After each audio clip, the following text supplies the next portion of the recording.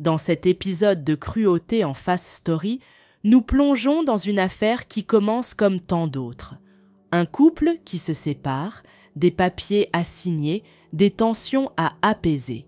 Mais derrière cette routine post-rupture se cache une atmosphère plus lourde qu'il n'y paraît.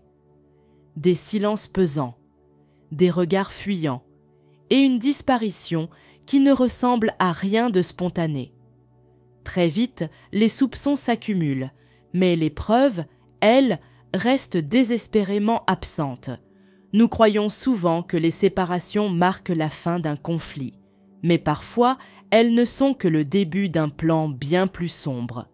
Je suis Genéza, et aujourd'hui, nous allons voir comment une vie ordinaire a sombré dans l'impensable.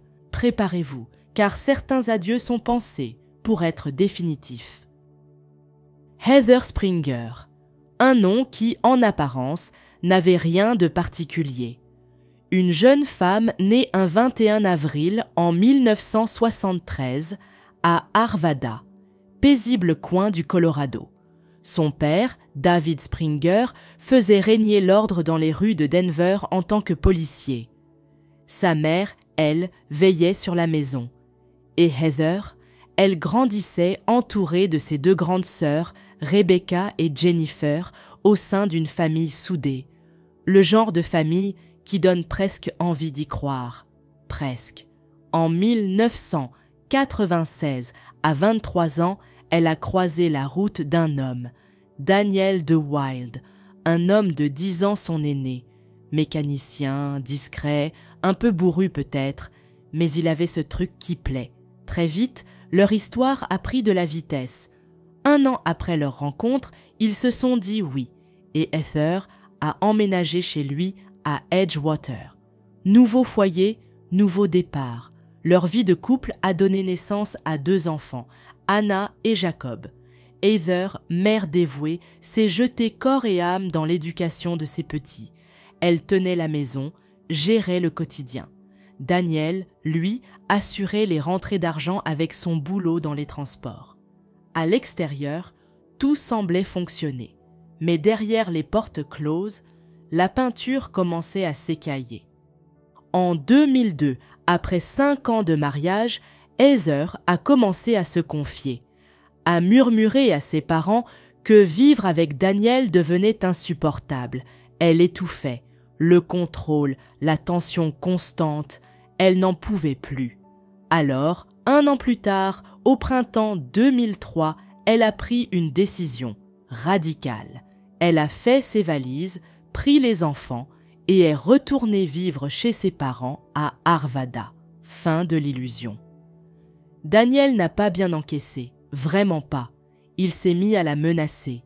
Mais Heather n'a pas flanché. Elle a déposé une demande de divorce, réclamé la garde des enfants et exigé une pension alimentaire. Pour Daniel, c'était le début de la descente. Entre colère, ressentiment et panique financière, l'homme a glissé dans une dépression. Il craignait de ne plus pouvoir payer les factures et de perdre sa maison. Le genre d'homme qui supporte mal de perdre le contrôle. Et Heather venait de tout lui arracher.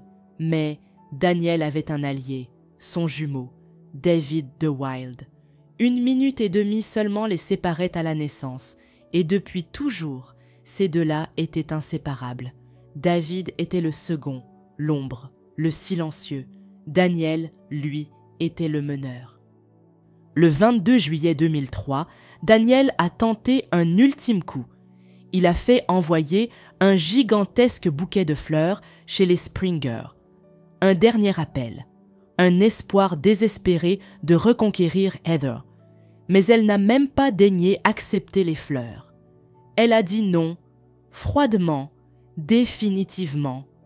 2 jours plus tard, le 24 juillet, Heather, qui venait d'avoir 30 ans, s'est rendue chez Daniel à Edgewater. Elle devait y récupérer des documents médicaux et signer un chèque pour la pension. Mais elle n'était pas sereine. Elle savait que l'ambiance était tendue, que Daniel était imprévisible. Par précaution, elle a emmené ses fils avec elle. Le trajet était court, Un peu plus de 5 kilomètres séparaient la maison de ses parents de celle de son ex. Mais 1 heure après son départ, toujours aucune nouvelle. Carol, la mère de Heather, a commencé à sentir l'angoisse monter. Alors elle a appelé. Daniel a décroché. Il a expliqué qu'Heather était passée, avait laissé les enfants et était partie faire quelques courses. Elle devait revenir d'un moment à l'autre. Sauf que Carol savait. Elle savait que sa fille n'avait pas pris son portefeuille, ni ses cartes. Heather ne serait jamais partie faire des courses sans argent, et elle n'aurait jamais laissé ses enfants seuls, avec cet homme qu'elle craignait. Et là, l'angoisse a laissé place à la panique. Les heures ont passé, et toujours aucune nouvelle. Alors les parents de Heather n'ont plus attendu. Ils ont sauté dans leur voiture et ont filé droit vers la maison de Daniel. Une boule au ventre, l'intuition qu'on ne veut jamais avoir, mais qui, au fond, vous hurle déjà la vérité. Arrivé sur place, pas de Heather, pas de voiture, rien. Daniel, lui, restait sur son petit refrain. Elle va bientôt revenir. Ah, vraiment, elle va revenir? Avec quels moyens? Parce que son portefeuille et ses cartes étaient restés à la maison. Et puis, pardon, mais Heather n'était pas du genre à faire du lèche-vitrine sans argent, et encore moins à laisser ses enfants seuls avec leur père, cet homme qu'elle redoutait. Hannah et Jacob étaient là, assis, l'air confus, 5 et 3 ans, trop petits pour comprendre, trop innocents pour raconter. Alors, Dave Springer, le père d'Heather, a pris son téléphone. Il a appelé la police. Ancien flic, il sentait dans ses tripes ce que tout père redoute. Quelque chose de grave venait de se produire. Très grave. Il avait pourtant prévenu sa fille, encore et encore, de ne plus remettre les pieds chez Daniel. La police a débarqué rapidement à Edgewater. Les agents ont fouillé les alentours, ont toqué à la porte. Daniel, étonnamment coopératif, les a laissés entrer. Visite guidée dans la maison du doute, mais aucune trace suspecte, pas de sang, pas de lutte, rien de flagrant. Juste 2 détails troublants. Les fameux documents médicaux qu'Heather était venu chercher étaient toujours là. Et le chèque de pension n'avait jamais été signé.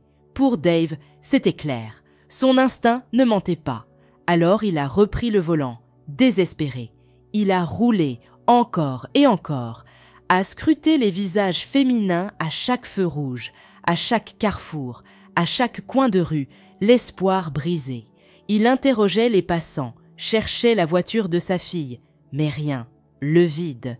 Et puis, le 25 juillet au matin, la nouvelle est tombée.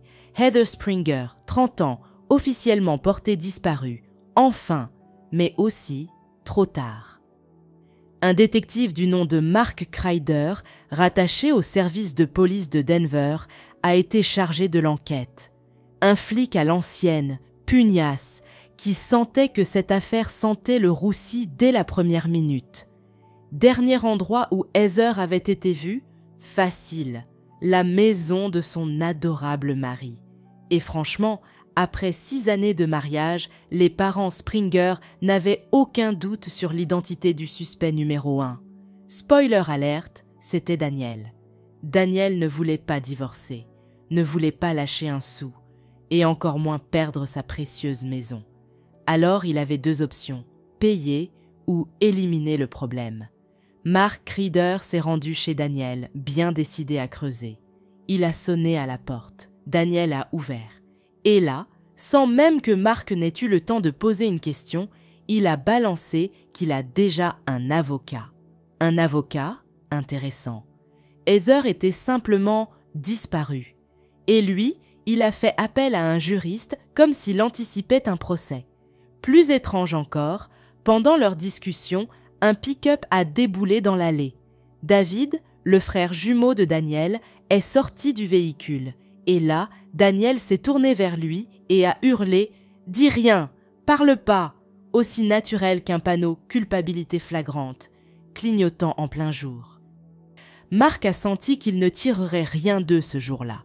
Alors, il est reparti, frustré, mais pas découragé. Ce n'est que 6 jours après la disparition de Heather que la police a enfin obtenu un mandat de perquisition. Ils sont retournés chez Daniel, cette fois avec le droit de tout retourner. Et ils l'ont fait. De la cave au grenier, rien, pas une goutte de sang, pas une trace de lutte, le genre de scène, trop propre pour être vrai. Et puis, un détail étrange a surgi.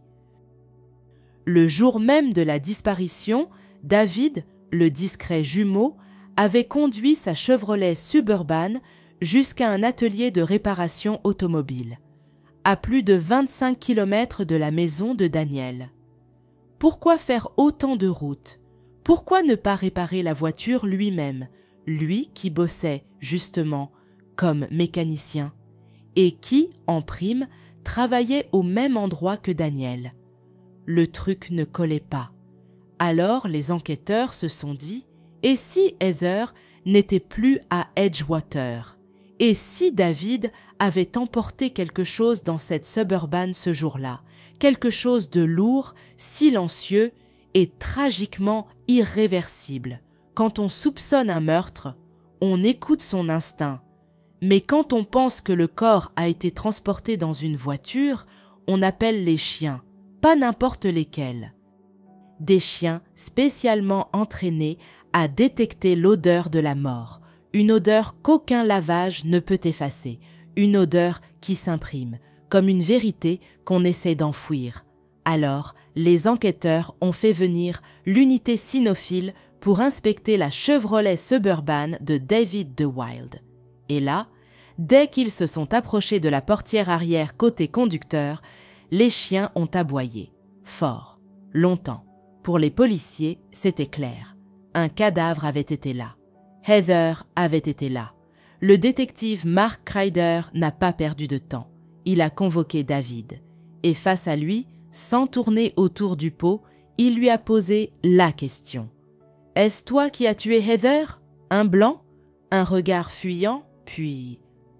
David baisse la tête, silencieux, le corps nerveux. Il marmonne qu'il doit parler à son avocat et s'en va. À ce stade, pour Mark, il n'y a plus l'ombre d'un doute. Les jumeaux sont dans le coup. Et il joue à un jeu dangereux. Un jeu où Heather a déjà tout perdu. Et puis, coïncidence troublante. Quelques jours plus tard, David décide soudain de faire ce qu'il avait évité pendant des années. Il demande en mariage sa compagne de longue date, Rosanne. Pile à ce moment-là, juste après qu'il ait suspecté de complicité dans la disparition de sa belle-sœur. Pourquoi maintenant? Pourquoi cette précipitation? Peut-être parce qu'un époux ne peut pas être légalement contraint de témoigner contre sa femme, ni l'inverse. Les enquêteurs n'ont pas manqué de le remarquer, et Rosanne non plus. Elle a raconté qu'elle et David étaient ensemble depuis longtemps, très amoureux. Elle rêvait qu'il l'épouse, mais il repoussait toujours ce moment, toujours une excuse, jusqu'à ce que, comme par hasard, juste après la disparition de Heather, ils disent enfin oui. Alors, romantisme soudain ou stratégie désespérée pour bâillonner une vérité gênante, et puis un événement capital a fait surface. Le 4 août, soit 2 semaines après la disparition de Heather, quelqu'un a retrouvé sa voiture. Une Nissan Sentra blanche, garée bien sagement dans un lotissement résidentiel appelé White Ridge, à environ 8 km de la maison de Daniel. Personne n'avait vu qui l'avait déposée là. Personne ne savait depuis quand elle était là. Mais les résidents affirmaient qu'elle n'avait pas bougé depuis au moins 1 semaine. La fenêtre côté passager, grande ouverte. L'intérieur, nickel, trop nickel.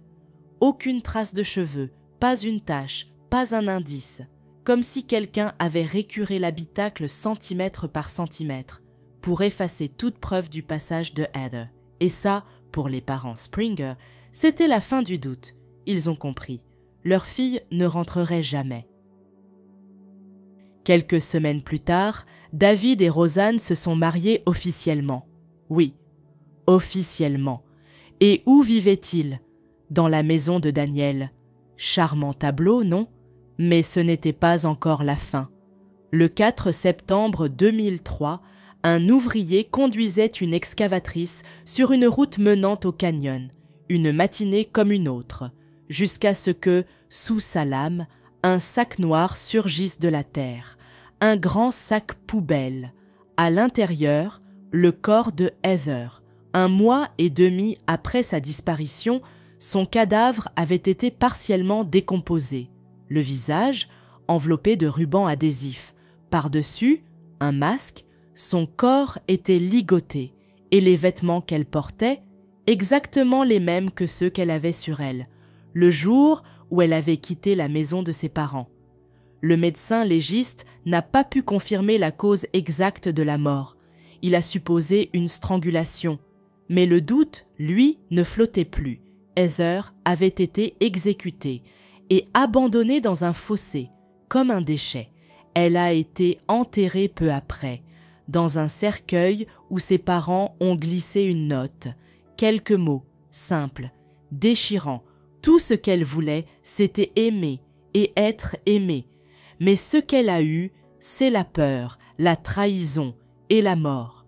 Le décès de Heather a été officiellement classé comme un meurtre, enfin. Mais même avec ce mot gravé noir sur blanc dans les rapports, aucune arrestation, rien. Pourtant, tout pointait dans une direction claire, une direction à 2 têtes, Daniel et David de Wild. Le corps de Heather avait été retrouvé tout près du garage que David avait visité, le jour même de sa disparition. Et les sacs poubelles, identiques à ceux que Daniel utilisait chez lui pour jeter les ordures. Même marque, même taille, même texture, même banalité macabre. Alors pourquoi, malgré tout ça, personne ne bougeait? Pourquoi ces 2 hommes, soupçonnés d'avoir planifié, transporté et dissimulé un meurtre, étaient toujours là, libres comme l'air? La famille Springer n'en pouvait plus. Les sœurs de Heather, ses parents, tous attendaient des réponses. Mais l'enquête avançait comme un train en panne. Rien ne filtrait, aucun détail, silence radio. Et au fil du temps, la colère a laissé place à l'usure. L'impression glaçante que plus personne ne s'occupait de l'affaire. Mais ils ont tenu bon, ils ont prié, supplié, espéré que, quelque part, quelqu'un finirait par prendre cette affaire à cœur. Et ce quelqu'un est arrivé. 2 ans plus tard, en 2005, un nouveau procureur de district a été nommé à Denver et dès son arrivée, il a promis aux Springer qu'il relancerait l'affaire. Promesse faite et, cette fois, tenue. Les enquêteurs ont tout repris à zéro. 1500 pages de rapport, réexaminées ligne par ligne, chaque déclaration, chaque preuve, chaque théorie. Mais au final, toujours rien de solide. Pas de preuves matérielles, pas d'ADN, pas de lien direct entre les frères de Wild et la mort de Heather. Et même s'ils en avaient trouvé, cela n'aurait peut-être rien changé. Car Daniel et David étaient jumeaux, vrais jumeaux, même ADN, indissociables jusque dans leurs cellules. Alors même une empreinte génétique n'aurait pas suffi à dire lequel des 2 était sur la scène du crime. Et puis, il y avait Roseanne, la nouvelle épouse de David. Elle vivait toujours dans la maison de Daniel. Et aux yeux des détectives, elle en savait beaucoup trop, mais ne disait rien, parce qu'elle pouvait se taire. En tant qu'épouse, elle avait le droit de ne pas témoigner contre son mari. Pratique, n'est-ce pas? Les années ont passé, 4 longues années de silence, d'espoir étouffé. Le père de Heather, Dave, craquait par moments. Il hurlait la nuit. Il le disait lui-même. « Pendant que ma fille est 6 pieds sous terre, Daniel dort dans un lit chaud. » Une injustice qui le consumait et qu'il ne pouvait digérer. Puis, en 2009, changement de cap. L'affaire Heather de Wild est confiée à un homme, Russ Boatwright, un flic déterminé, le genre à ne pas supporter les dossiers froids. surtout quand il sent encore la chair trahie. Et Boatwright n'est pas venu les mains vides. Il hérite d'un dossier devenu tentaculaire. 30 000 pages, 15 boîtes de documents et une surprise. Un DVD domestique. À l'intérieur, une vidéo enregistrée à l'époque où Daniel et Heather étaient encore mariés. Leur intimité, mais pas la version romantique. Une plongée dans leur univers BDSM. Daniel, dominant. Heather, soumise, des liens, des menottes. Et Daniel, toujours en contrôle. Mais ce qui a glacé les détectives, ce n'est pas le contenu sexuel. C'est comment Daniel attachait Heather. Parce que cette façon de nouer, de ligoter, c'était exactement la manière dont elle avait été retrouvée. Et là, les pièces du puzzle ont commencé à tomber. Autre détail glaçant. Daniel s'était inscrit sur un site de rencontre. Jusque-là, rien d'anormal. Sauf qu'il s'était déclaré veuf, oui, veuf. Et au moment où il avait rempli ce profil, Heather était encore portée disparue, officiellement. Le corps n'avait même pas encore été retrouvé, mais le clou du cercueil, au sens presque littéral, c'est ce que les enquêteurs ont entendu en interrogeant les voisins. Un homme a raconté que Daniel se plaignait sans cesse de sa femme. Il disait qu'elle ruinait sa vie, qu'elle voulait de l'argent, une pension, de l'indépendance, et Daniel, lui, ne supportait pas l'idée de payer pour une femme qui voulait le quitter. Alors, il a trouvé une autre solution. Et puis, un témoin est apparu, une personne qui a brisé le silence. Un matin, à l'aube, elle les avait vus, Daniel, David, Rosanne, ensemble, à l'endroit exact où, des mois plus tard, on retrouverait le corps de Heather, enfoui, ligoté, abandonné. C'était la pièce qu'il manquait au puzzle, le point de bascule. Grâce à ce témoignage, aux années d'enquête, aux milliers de pages de rapports, les détectives ont enfin pu faire tomber le rideau. Le 14 décembre 2011, plus de 8 ans après la disparition de Heather, les menottes ont claqué. Daniel de Wilde, David de Wilde et Rosanne, arrêtés, inculpés de meurtre. Enfin, les avocats de la défense, eux, affichaient une confiance glaciale. Selon eux, il n'y avait rien. Pas de preuves directes, pas d'ADN, pas d'armes du crime, juste quelques coïncidences gênantes et des soupçons flottants. Mais le procureur, lui, visait le maillon faible, Rosanne. C'était elle qui, un jour ou l'autre, pourrait craquer, balancer, livrer la vérité que tout le monde devinait, mais que personne n'avait encore entendue, sauf que Rosanne n'a pas bronché. Elle a tenu bon, impassible. Elle répétait qu'il ne savait rien, ni elle, ni Daniel, ni David, que la mort de Heather. Aucune idée, 8 mois derrière les barreaux, en attendant le procès, et toujours le même discours. Mais l'armure a fini par se fissurer, pas chez elle, chez David. 9 ans après la mort de Heather, il a craqué, il a tout raconté. Selon lui, c'est Daniel qui avait tout orchestré. Dès avril 2003, après avoir été condamné à payer une pension, il avait commencé à planifier. Le pire. Froidement, méthodiquement. Comme on construit un meuble Ikea, sauf que là, il ne s'agissait pas de planches en bois. Il s'agissait d'éliminer la mère de ses enfants.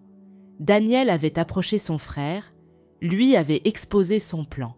Et David, au lieu de dire non, avait cédé. Il a dit qu'il avait peur. Peur que Daniel le fasse quand même. Mal, trop vite, et qu'il se fasse choper. Alors il a préféré participer, aider, assister à l'horreur plutôt que de l'empêcher. En août 2012, David a conduit les enquêteurs dans la maison de Daniel, là où tout s'était joué.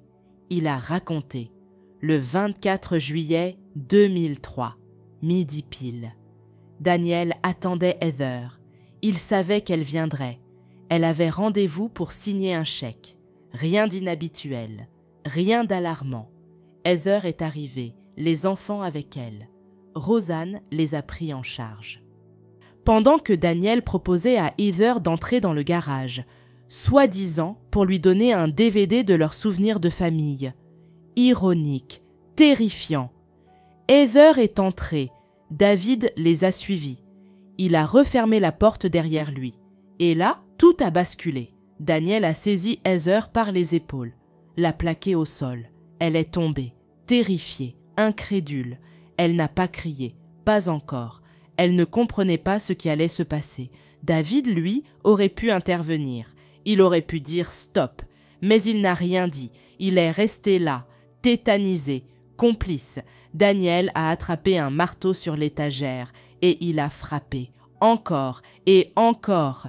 Heather a perdu connaissance. Et comme s'il rejouait un scénario pervers, Daniel a pris une corde, l'a attachée, exactement comme dans leurs vidéos. Les mêmes nœuds, les mêmes liens. Sauf qu'ici, ce n'était pas un jeu. Il a serré une boucle autour de son cou, puis il l'a suspendue au plafond du garage, comme une marionnette, un souvenir pendu. Heather Springer, 30 ans, mère de 2 enfants, femme qui voulait juste aimer et être aimée, assassinée par l'homme à qui elle avait tout donné. Le plan de Daniel était d'une perversité glaçante. Il voulait faire croire que la mort de Heather avait été un accident sexuel, un petit dérapage lors d'un jeu BDSM comme ils en avaient déjà filmé, une mise en scène macabre où la corde remplaçait la tendresse et où la victime n'avait plus son mot à dire. Une fois Heather morte, Daniel l'a enveloppée dans un sac poubelle comme un simple déchet ménager. Puis, il a demandé à son frère David de jouer les chauffeurs. Direction, un complexe résidentiel. Objectif, garer discrètement la voiture de Heather pour brouiller les pistes. Pendant que David s'en occupait, Daniel, lui, a glissé le corps de Heather sur la banquette arrière de la Chevrolet Suburban. L'air de rien. Quand David est revenu, il a vérifié son pouls. Heather était morte. Alors David a pris le volant. Il est parti enterrer sa belle-sœur, un enterrement sauvage, improvisé. Il devait suivre un plan précis, dessiné par Daniel. Sauf que, karma oblige, la voiture est tombée en panne, un contretemps qui allait tout changer. David a alors enterré Heather à la va-vite, sur le bas-côté d'une route. Puis il s'est rendu dans un garage à 25 km de là pour réparer sa bagnole. Sans cette panne, Heather serait peut-être encore introuvable aujourd'hui. Interrogé plus tard sur leur discrétion chirurgicale, David a avoué « On regardait souvent des émissions criminelles à la télé. C'est là qu'on a appris à faire tout ça. Charmant programme télé, pas vrai? Il portait même des gants doubles pour éviter toute trace. Rien n'était laissé au hasard. 2 frères, un plan, une exécution. Les enquêteurs ont fait passer à David un polygraphe. Il a dit la vérité sur le meurtre. Mais quand ils lui ont demandé si Rosanne savait, le test a détecté du stress, de l'hésitation, rien de concluant, mais assez pour semer le doute. Rosanne, elle, n'a jamais changé de version. Je ne savais rien, je n'ai rien fait, je ne suis impliquée en rien. Difficile à croire quand on sait qu'elle était dans la maison, ce jour-là, pendant que le meurtre se déroulait à quelques mètres de là. Mais peut-être que Daniel et David la considéraient comme peu fiable, trop bavarde. Alors, ils l'ont tenue à l'écart, préférant garder leur secret à 2, jumeaux jusqu'au crime. En l'absence de preuves formelles, Rosanne a été libérée. Toutes les charges abandonnées. Elle a déclaré être tombée des nues en découvrant la vérité sur David.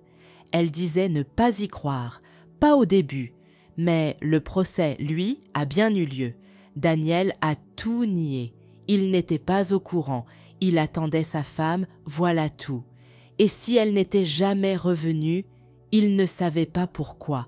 Un mari éploré, très convaincant, jusqu'à ce que David parle. Et là, Daniel a changé de version. C'est pas moi, c'est lui, mon frère. Il était amoureux de Heather. Ah, nouveau rebondissement. David, lors de ses interrogatoires, avait effectivement avoué qu'il trouvait Heather attirante. Les avocats de Daniel ont sauté sur l'occasion. Selon eux, David rêvait de se mettre avec Heather après le divorce, mais elle l'aurait repoussé. Et voilà, crime passionnel. Sauf que cette théorie avait autant de trous qu'un vieux gruyère. David était en couple avec Rosanne. Il n'avait aucun intérêt à tuer Heather, pas de mobile, rien, à part obéir à son frère, encore et toujours. Le procureur, lui, n'en démordait pas. Daniel ne voulait ni divorcer, ni payer. Et surtout, David n'aurait jamais pu faire tout ça seul. Mais pourquoi ce silence pendant près de 10 ans ? Pourquoi David a-t-il tout gardé pour lui, jusqu'à risquer la perpétuité ? Peut-être parce que, comme toujours, il faisait ce que son frère voulait, jusqu'à ce que la peur, la culpabilité ou l'instinct de survie finissent par prendre le dessus. Les avocats de Daniel ont tenté de discréditer David. Ils ont rappelé son passé, une ex-femme maltraitée, des menaces de mort, une plainte à la police. David n'a pas nié. Il a reconnu ses erreurs. Et puis, il a balancé un dernier détail, le plus glaçant. Un jour, avant même la mort de Heather, Daniel lui avait proposé un pacte. Si on tuait nos ex-femmes, on n'aurait plus à payer de pension. Voilà, tout est dit. Le 16 novembre 2012, après 2 semaines de procès, le dossier est enfin soumis au jury. Le verdict ? Complexe. Le jury a estimé qu'il avait planifié le meurtre de sa femme et aidé à cacher les preuves. Mais ils n'ont pas pu s'accorder sur un point. Était-il l'exécutant ou avait-il laissé son frère frapper ? C'est flou, mais suffisant. Daniel a été condamné à 70 ans de prison. David, à 12 ans, grâce à son accord et à ses aveux. Il devait être libéré en 2024. Quant aux enfants de Heather, Hannah et Jacob, ils ont été recueillis par leurs grands-parents, ceux qui, depuis le premier jour, avaient vu clair dans les mensonges et n'avaient jamais cessé de se battre. Et Heather, elle, repose enfin en paix. Mais son histoire, elle, continue de résonner, comme un écho né d'un mariage, d'un refus de divorce et d'un homme qui a préféré tuer plutôt que de perdre. Eh bien, chers spectateurs, c'est ici que se termine l'histoire criminelle d'aujourd'hui. Je serais très intéressée de connaître votre avis, alors je vous invite à le partager dans les commentaires de la vidéo, toujours dans le respect de la victime et de sa famille. N'oublions jamais que nous pouvons débattre, mais avec le respect que chacun mérite. Je vous rappelle de vous abonner à la chaîne et de laisser un like pour me faire savoir que mon travail vous plaît. Bonne nuit et à la prochaine histoire criminelle.